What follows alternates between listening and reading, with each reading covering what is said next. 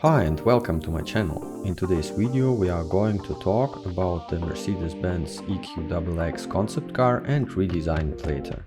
This concept was developed not only to show the future design direction of the brand, but also a technological advanced development to test and prove that this car could go above 600 miles distance on only one charge. The results and knowledge of this study will influence the future EV models of Mercedes-Benz. As the Chief Design Officer Gordon Wagner says, the EQXX is a promise for what we want to deliver for the C segment, as it shows the vision of exterior and interior. One of the main technology key points of this concept is the low drag coefficient of 0.18 and beating even the 2.0 of the EQS, the production car of Mercedes. To achieve such high efficiency numbers, the engineers and designers were working closely together. Through the car's shape, its low nose, smooth surfacing and tapered rear, the engineers were definitely involved in the design appearance of this concept. Depending on the speed, additional help for aero efficiency comes from movable rear flaps and diffuser, which can activate and even extend itself. The aerodynamic design has also the function of cooling the electrics, and as the result the engineers could reduce the bulky and heavy mechanical components like fans and extra wiring. Other major gainings which are implemented in this concept are the reduction of the battery weight by 30%, increase of energy density in the battery cells, and experiments with 900 plus volt system to maximize the efficiency. Personally, design-wise, I see the EQX as a further development of the 2015 Mercedes concept IAA. Smooth surfacing, tapered rear and extendable rear parts are main key features of both concepts.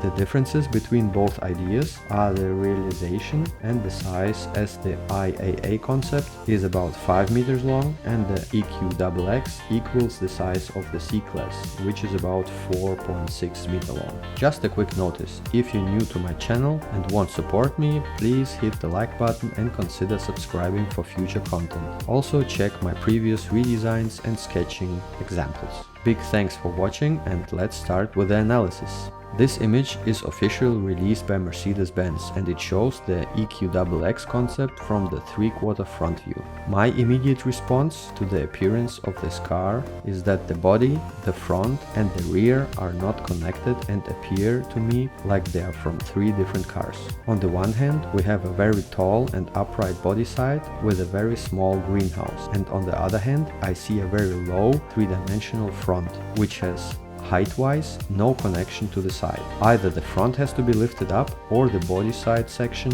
has to go lower to match the proportions of the front.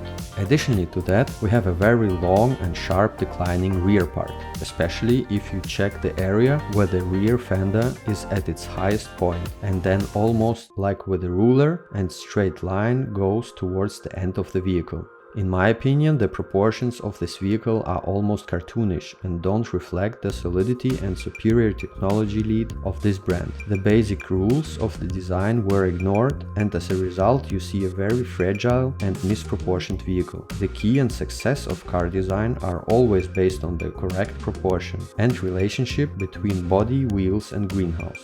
It's comparable to the proportions of the human body. You would instantly recognize that something is out of proportions if you see a person, for example, with too long arms and super short legs. In my view, the wheels are too big compared to the greenhouse and body. Accordingly, the greenhouse is too small compared to the body and wheels. Additionally, I check the cabin shape and its position.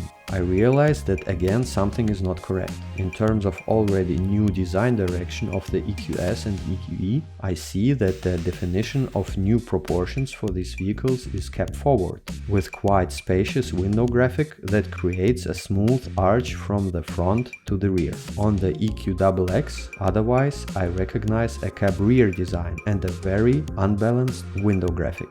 If the window graphic area from the A-pillar to the roof appears normal, the part which follows into the D-pillar starts to fall off already after the peak of the roof without any differentiation between the roof and the rear cabin part, which would support normally the visual structure of the greenhouse.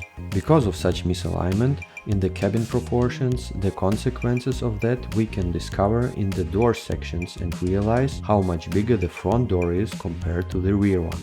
Either the initial design was developed as a coupe version and the decision for a 4-door was a last-minute thing, or basic principles of proportions were ignored. The position of vertical graphics on the body side, rear and front appears misplaced and create a visual effect of falling off the car rather than supporting it and connecting it to one monolithic design.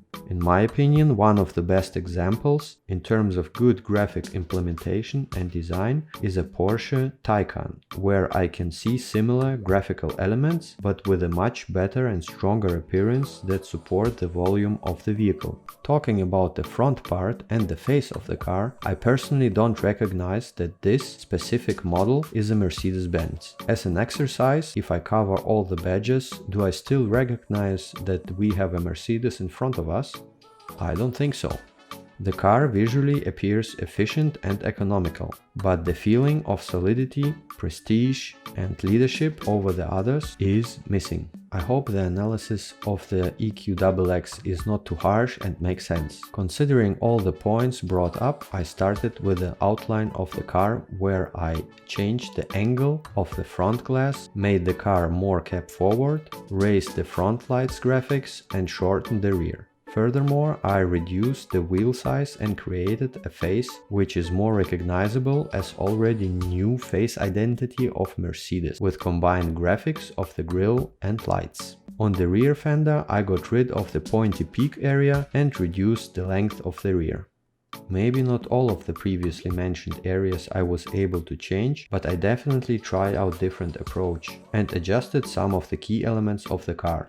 Of course, it's only my personal opinion and suggestion of how the car could have looked like. Let me know in the comment section below what are your thoughts on the EQXX concept and my redesign, on which points you agree or disagree and why. Check also my other redesign videos, and if you like this type of content, stay till the end of this clip to see the final result. As always, don't forget to hit the like button and subscribe. Big thank you for your support, suggestions, and see you in the next video.